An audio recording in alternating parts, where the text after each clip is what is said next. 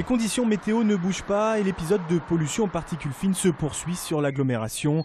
Asthme, problèmes respiratoires, allergies, les effets à court terme sont connus. Mais aujourd'hui, il est clairement établi que la pollution atmosphérique a des conséquences encore plus graves à long terme.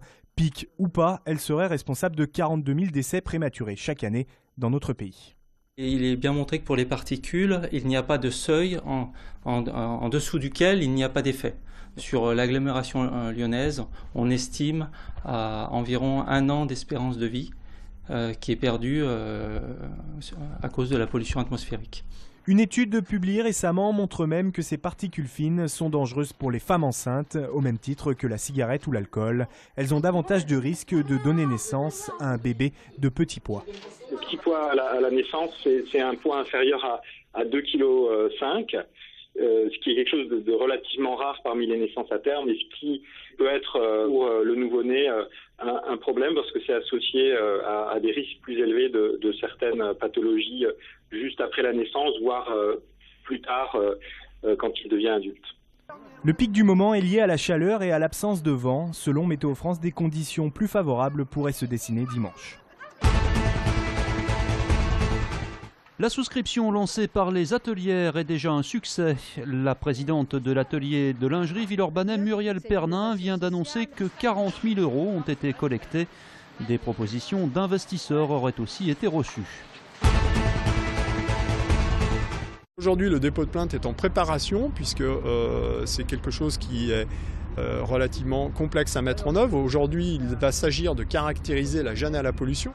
Les riverains du futur pont Schumann contre-attaquent. Les premiers éléments de l'ouvrage sont arrivés hier par barge. Les opposants, quant à eux, se préparent à déposer plainte contre le Grand Lyon. Leurs arguments, ce pont routier de 2 fois 2 voies ferait peser un risque sur leur santé.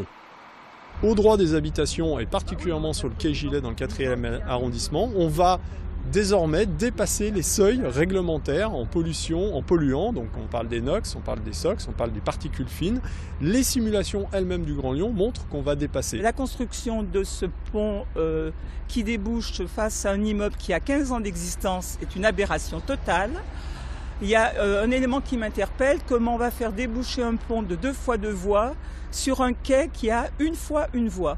Pour l'instant, rien ne dit que cette ultime action en justice des riverains soit recevable. Le pont doit être achevé cet été. Il aura coûté près de 49 millions d'euros.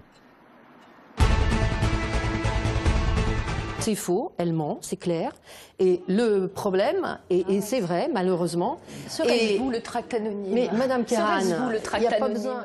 Mensonges, lettres anonymes et même trahison, les attaques n'ont pas manqué. À quelques jours du premier tour des élections municipales à Bron, les 4 principaux candidats étaient réunis sur notre plateau.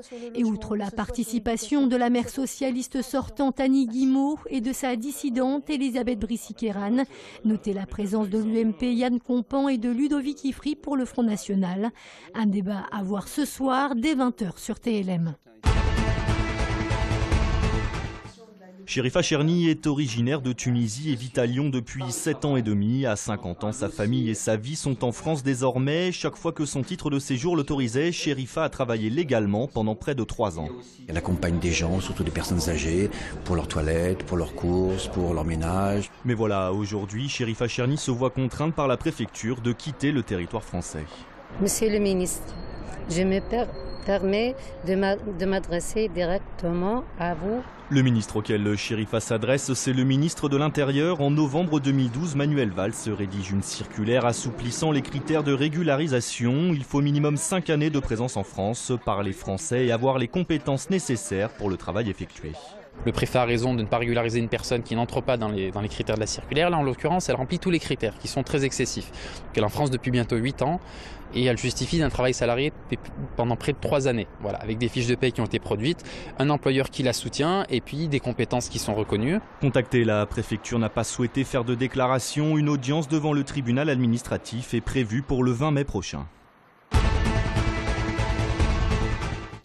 On a beau évoluer en 2e division française et préparer le derby de dimanche contre Saint-Etienne, chez les Falcons de Bron-Villeurbanne, les soirs d'entraînement, les vestiaires, c'est dehors. Il faut dire que le football américain en France est une affaire de passionnés, de 21 650 passionnés très précisément, à des années-lumière du foot et de ses plus de 2 millions de licenciés. C'est pas forcément facile tous les jours, d'autant plus que bon, c'est un sport d'extérieur et de contact, donc dès que tu es en plein hiver, bon, il fait un peu froid, les chocs sont plus douloureux, donc des fois on a un effectif qui s'amenuise un petit peu à ce moment-là. L'équipe de France est vice-championne d'Europe quand même, ce qui n'est pas rien, en titre, et un championnat d'Europe qui commence là cette année en 2014, donc avec des gros espoirs pour la France. Et le signe peut-être que les temps changent, c'est la présence depuis la toute fin janvier de Josh Firm, 23 ans, venu de Los Angeles avec un visa de touriste. Le quarterback californien apporte sa culture d'un jeu capable de rassembler plus de 110 millions de téléspectateurs américains lors de la dernière finale du Super Bowl. Tous les joueurs veulent apprendre, tous adorent ce sport et ça c'est vraiment très excitant pour moi parce que c'était l'une des choses qui m'inquiétait lorsque je suis venu ici, c'était de savoir combien ils étaient impliqués dans le jeu, combien ils avaient envie d'y jouer. Et au final, concernant cette envie, cette hargne, je ne vois quasiment pas de différence entre la France et les États-Unis. Après avoir été champion de France de 3e division l'an passé, l'objectif est de se maintenir en D2 cette saison. À travers ses résultats, l'équipe première des Falcons contribue au développement d'un club qui va fêter ses 20 ans l'an prochain. Victoire!